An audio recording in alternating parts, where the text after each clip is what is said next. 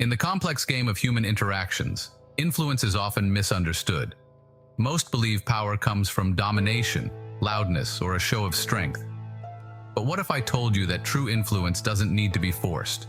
It can be earned quietly, without anyone realizing they're being guided. Today I'll break down a strategy that not only expands your influence but does so invisibly. It's a subtle game, one that works through 2 steps. Miss one and the whole formula crumbles.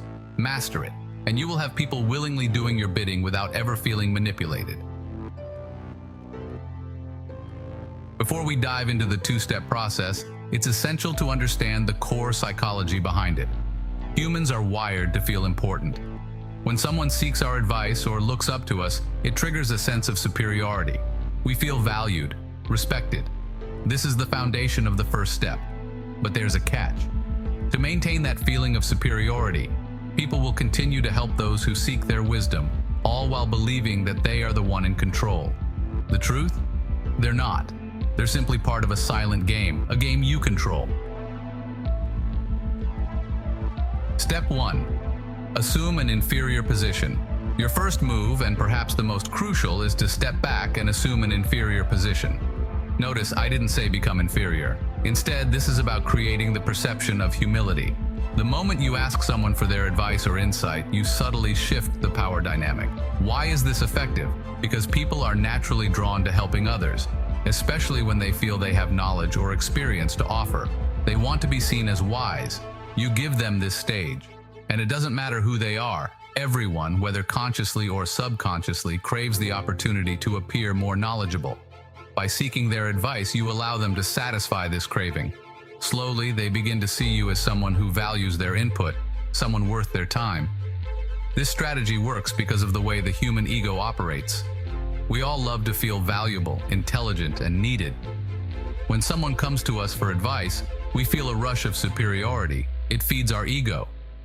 But here's where the magic happens. The person you've just asked for advice is now invested in you.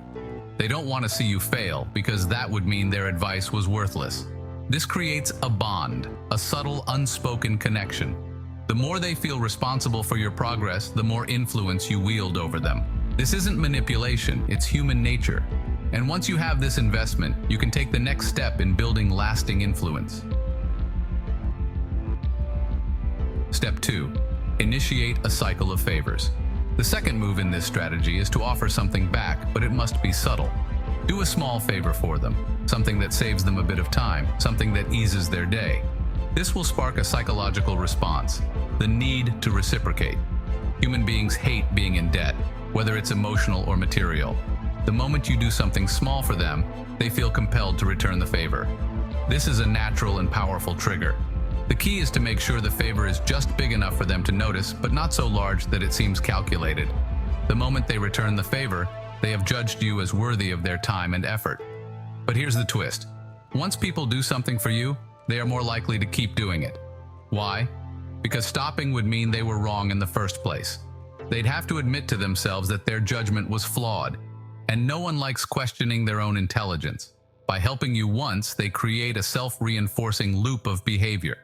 To stop helping you now would mean challenging their own decisions, something most people avoid at all costs. It's a subtle trap, but it's powerful.